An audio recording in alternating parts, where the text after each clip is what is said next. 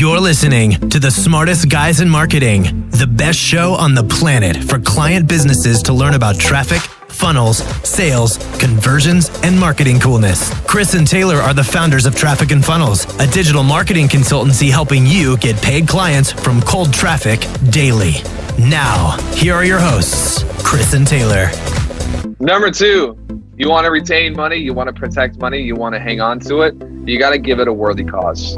You have to give it a worthy cause. Man, this is strong. Every dollar you make has to have a mission attached to it. The most destructive thing that you can do is to take a tool designed to accomplish something and put it in a closet and not let it do what it was designed to do. And the people that we see who achieve a level of status, they achieve a level of prominence, but they don't have a mission attached to their money. They don't have a cause attached to the money that they make, are the people who lose it the fastest. Yeah, do you want to give some examples? How about you do it, man? Sure. So it could be missional in regards to your business. You know, for us, it's creating impact and helping people achieve freedom in their business, their lives, or their families. The other thing that's attached is we give to things that we don't have direct impact on, right? Like it's not our hands, we're not building. So we support anti-human trafficking things. We support orphanages, things like that. People who we can write a check to, and that's attached to our mission, right? So it can be multidimensional. There's things that, again, with my family that we're involved in, that when you attach that and the end goal, the finish line is bigger than you, it's bigger than just your little world, then when you come to the problem and you come to the massive barriers that you're going to face, whether it's the market chirping at you or telling you to go do bad things to yourself, or telling you that you're a fraud, or your family and friends telling you can't do it, you're not going to succeed, you're not going to win, whether it's the funnel's not working, or your ads aren't working, or you've had 14 people in a row tell you no, they don't want to buy your service or your offer. When you have the perspective of the missional part, right, and the worthy cause at the end, then it diminishes all those issues you're going to face, and you keep going back at it, and you'll bust through those barriers and actually accomplish that end result. Bro, can I just say how important I think that has been for us? In that there have been times in just the last 3 years, it's flown by, or people sometimes are like, man, people that I know back in the day are like, congrats on your success. I'm like, what are you talking? What do you mean? And I don't feel like we are at the level of success that you would make. And it's like, whatever, thank you. One of the best things that we've done in times when we felt burned out, or times when we felt like we're struggling, or times when we felt like we're working for something that is like not working, not actually turning out the way we want it to, is writing a check to someone who will never pay us back. Yep. Whether Absolutely. It's given to our church, or, I mean, being real, this is stuff that I don't feel like business leaders are talking about right now. That's why people come here. Like, we're talking about stuff that no one else is willing to talk about. A good buddy of mine this morning sent him some money because it's what he needs, and I got happier because of it. I'm not saying you be foolish and silly and stupid and just be like, here's my money, here's the bank account number, post it on Twitter, and like, anyone who wants it, come and get it. That's silly. But if there's not a mission attached that is bigger than just, I want to make a lot of money, you're just gonna have a hard time making a lot of money. Yeah. So many people are a drain instead of a fountain. And I know for us, I choose to be a fountain. I choose to have so much in my life. And it's not just money, right? This principle, I think, covers so many of the things. It's joy, it's other resources, it's time. But when you, again, focus on yourself and making sure that you're a healthy person, then it overflows to other people, whether it's your spouse, your kids, your family members, people in the other parts of the world that you've never even talked to or never seen or never have met. You have so much abundance in your life, so much wealth in your life that you can drastically and positively affect other people and reshape their future. 100%. Hey, Jason says, did you have a clearly defined purpose from the beginning, or did you find out how important that was along the way? Let's tackle the third piece here, and then let's circle back to that question. And if you're watching on Facebook Live and you have questions, just throw them in the chat and we'll cover them. You good with that, Chris? Yeah. All right. So number one, respect it as a tool, nothing more. Stop getting like emotionally turned on by paper. It's weird. It's just weird. All right. If one of your friends was like, yeah, I just proposed to this stack of paper, weird. Stop getting weird about money. It's just a tool. Number two, give it a worthy cause. It's going to have a worthy cause. That's bigger than you, bigger than yourself, bigger than just getting rich. All right, it's boring. Once you figure out how easy it is to collect money, it's going to leave you in a heartbeat if you don't have a mission attached to it. Number three, environmental design. I feel like we preach about this all the time, man, but it's like you just cannot fight against your environment. Some of y'all are trying to do this and you're like, man, I just want to keep the friends that I have and be wealthy. No, not going to happen. You're screwed. You're screwed from the very onset. Because what happens when a person says, I want to change my life, but they keep their environment the same? Instant cognitive dissonance, and your biology, your neurology, everything will turn on you and you'll be stuck. You'll just be in a constant war with yourself, never able to move forward. Environmental design is one of the most important topics that I don't think anybody's talking about. And I'm not saying you have to cancel all your friends, be like, oh, you don't make at least $100,000, so I can't talk to you anymore. that's crazy. But you got to find some people who can replicate and mirror the types of personalities and identities and people that you want to be in the future as well. I think, Chris, you could talk about this a little bit.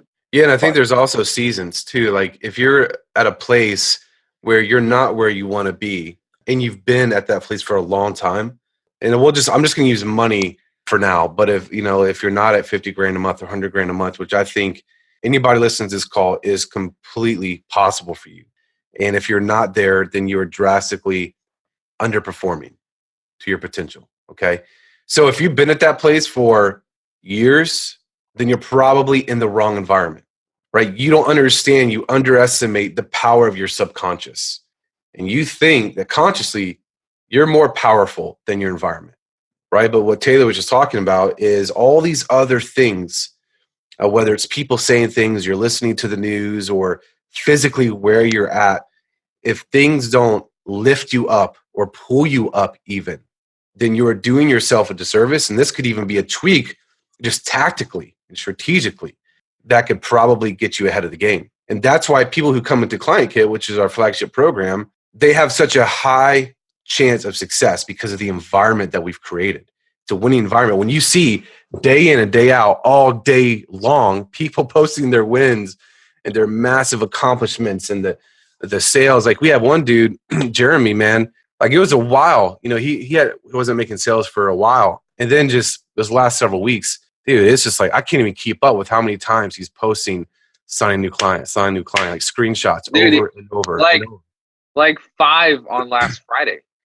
Yeah. So you cannot not be in that place, in that space, and get a massive lift, right? Because what happens is it triggers your belief system. And when you believe it, you believe it's possible for you, right? It's not just Chris saying it, it's not just Taylor saying it, but it's other peers saying it and doing it who are maybe in the same place for you or has a similar history to you. And they're winning day in and day out. What do you think is going to happen, man? You are going to be transformed. And your beliefs are going to trigger your feelings, which are going to be your actions. This game over, my friends. Hey, let me give something tactical real fast. The best thing that I ever did for myself when it came to like making money is I put myself in rooms and in places where I felt really stupid for not having money. That's where you start. It's not good when people think that their $6 grand a month is a good living. That ain't good. That's not good for you. It's not good for your family. It's not good for anyone who knows you either. Like one of the best things that you can do is put yourself into positions where you feel dumb for the lack that is exhibiting itself in your life. Take it to the bank. Here we go. So I got something just to little cherry on top for that. Oh, now you're feeling good. Let's go. I'm feeling so good. Apathy. It's apathy. When you get to the place where you have settled and you've consciously made a decision that where I'm at is good, your growth will cease, right? Then you become static, what we were talking about before. Apathy will chase you down. Apathy will pursue you until you finally give in. When you get to the place where you're like, oh yeah, 10 grand is great. 15 grand is great. Guess what? You stop growing. Yeah. And if you stop growing, you get to a place where You're not dynamic. You can't move. You can't shift when the market changes. So you always have to have a growth mindset. You always have to be pursuing relentlessly a higher level. It's not just for the money. It's not just for stacking cash. It's because that's what you should do because it's good for you. Right? Yep. 100%. All right. Number four is compounding. So remember up here, this is really important. We talked about this 5-year period. So here's my opinion, and I don't know, Chris is interested in what you think. It's going to take you a couple of years to get really good at creating, collecting, and retaining. Creating, collecting, and retaining. At this point, you look at us and you look at our businesses, you look at the people who work for us. Man, our team is good at creating value every single day. They're creating value for clients. And then our marketing teams are very good at putting value into the marketplace, then converting that value into cash. And then the retention aspect, we've got it pretty good. But then you get into this phase after you get past 7 figures. I think this is sequential because if you're not past 7 figures, you don't know how to create and collect. That's your problem. If you're not past 100K a month, I think that you have a problem with creating and collecting. Oh, yeah. So enough of this, like people being like, oh, yeah, teach us how to invest in the stock market. And it's like, bro, you make $300,000 a year. All right. You need to master creation, collection, and retention. But once you get past this, you get into a place where you have enough stockpiles that you're trying to get rid of the overflow. All right. Somebody's told me once, he said, rich people build businesses and really, really, really rich people buy businesses. You ever heard that quote? Yeah. So you can't be really, really, really rich until you're rich. All right. So this is really sequential. One of the things that bugs the fire out of me is people trying to buy businesses and it's like they don't even make 7 figures. Or people asking me about real estate when they just had their first $20,000 a month. Like from a place of compassion, let me just admonish you for a minute. Please invest into skill development. Invest into mentors. Invest into learning how to evade mistakes that you're going to make because you're stupid. Like invest in all these things that we've had to go through. So here are some things that you can invest in. All right. So you got acquired businesses. I'm just going to add something. Keep them coming. I'm going to write them down. Well, it's not a okay physical asset, if you will. Okay. But just in regards to growth, I think you should invest into opportunities to be uncomfortable. Invest into opportunities to be uncomfortable. So what I mean by that is getting into an environment that will push you beyond your limit. Because we're talking about, I think, a piece that so many of you is in the distant future. Like you haven't even gotten to a place where you can be at a position of strength to apply these things because you haven't been willing to invest into that situation that's going to push you out of your comfort zone. And listen, as human beings, we have this little thing called the lizard brain, crocodile brain, whatever you want to call it. This thing that wants to protect you and keep you safe and help you to survive. And because of that, you don't like to be in a position that's uncomfortable. Because of that, you don't take the necessary steps to do what it's going to take to get to this place where you have the position and the strength for compound investment. Yeah. And why are we saying this? Because this is foundational. So you got over here, you got to have the necessary tools. You got to have the necessary foundation to be able to invest into some of these upper echelon type top tier things without it taking you out of the game. This is a big mistake, man, because 3 years in, like I said, we're just now getting to a place where we're looking at putting money into other things because there's no return that we can get like our business. It does not exist. And until you get to the place where you're making so much cash that you're trying to get rid of it, I think a lot of people on this call are like, yeah, right. No, I'm not kidding. I'm 100% serious. Like Chris would go set money on fire if it meant we didn't have to pay taxes. Like literally, he's tried it. Like you will get to a place where there's so dramatic, man. There's so much cash in your business that you're like, man, what do I get into that can compound this? Not it's going to offset taxes and things like that. I try to buy a pair of AirPods every week just to offset those write-offs. But here's the thing. If you're at a place where you're making, I would say minimum less than $50,000 per month consistently, like clockwork, take it to the bank, then you got some skill gaps. You're making some mistakes. You don't have a good team or a good flywheel, and your product isn't that good. There are some areas that you need to improve. And I can hear people saying, no, I'm a heart-centered business. No, that's not an excuse for being poor. That's not an excuse for not having good reserves. No. I get it, heart-centered business, but that's not an excuse for being lazy and apathetic and being comfortable with less than what you need to get into this top tier. Now you can say shots fired, Ryan Steenberg, because now I'm being for real. Heart-centered. I'm just heart-centered. Dude, I don't care about money. I'm just heart-centered. So I'm going to actually not take care of my family and not set them up for a future because I'm heart-centered. Get over it. For real. All right, I'm done. No, I think you should keep going, man. Do you have thoughts on that? He said, everybody down, shots fired.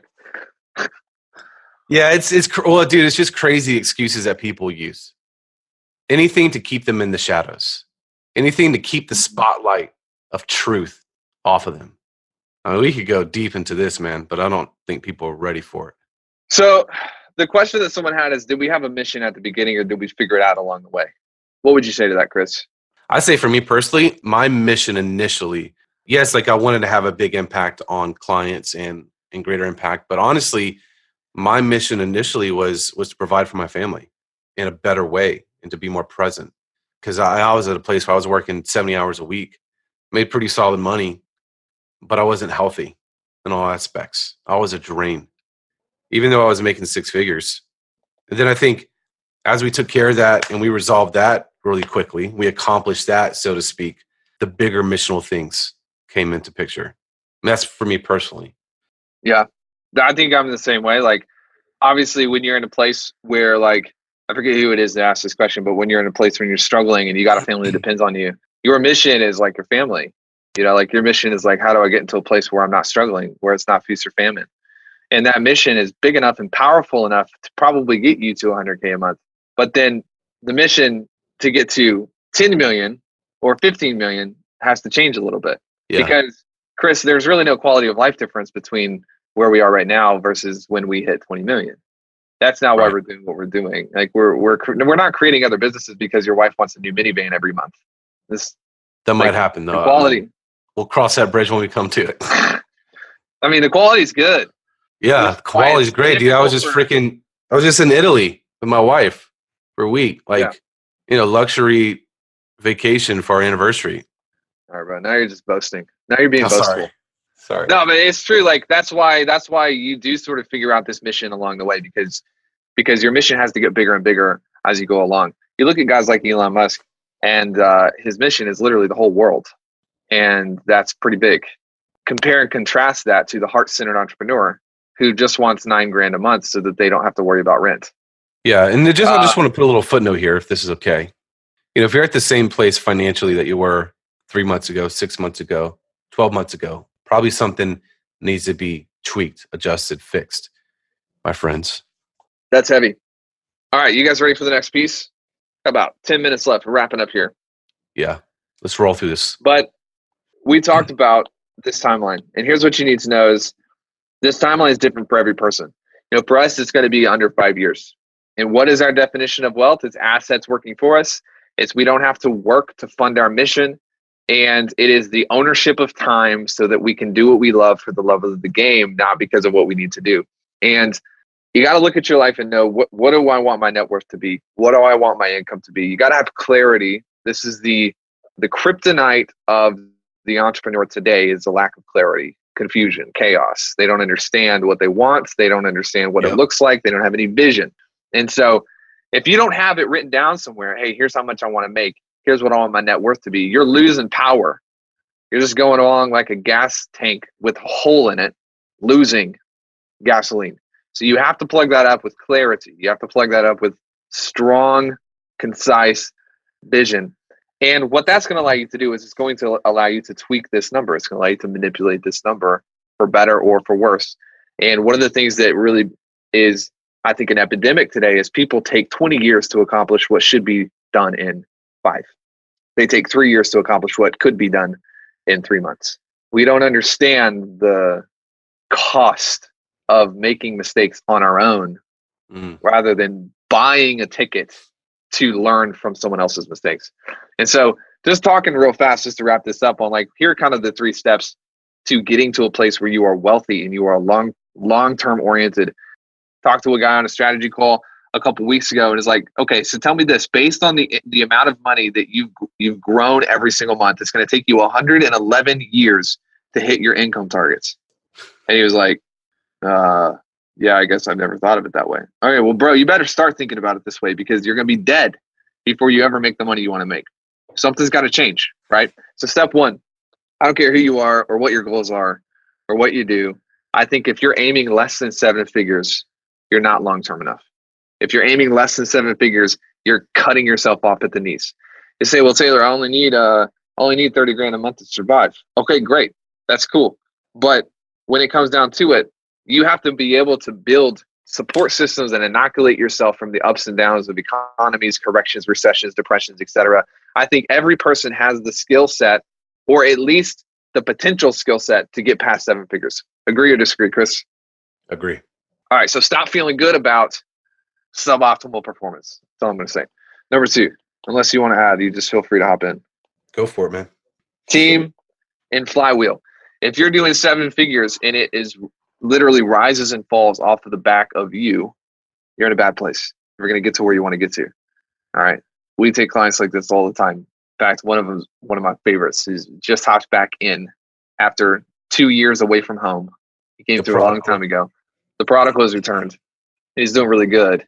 But I was like, man, what happens if you have to work basically as an income goal that's about $50,000 a month more than where he's at? And I was like, what happens if you tell your wife that you're going to have to work more hours to hit that income goal? And he's like, yeah, the divorce. It's like, okay, well, cool.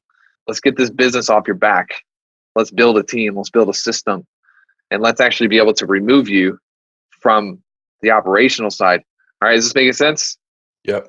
And then the third thing is you have to put yourself into a position where you're developing assets. Asset development is the name of the game. Every single day, what do I do when I get to work? What do you do, Chris, when you get to work?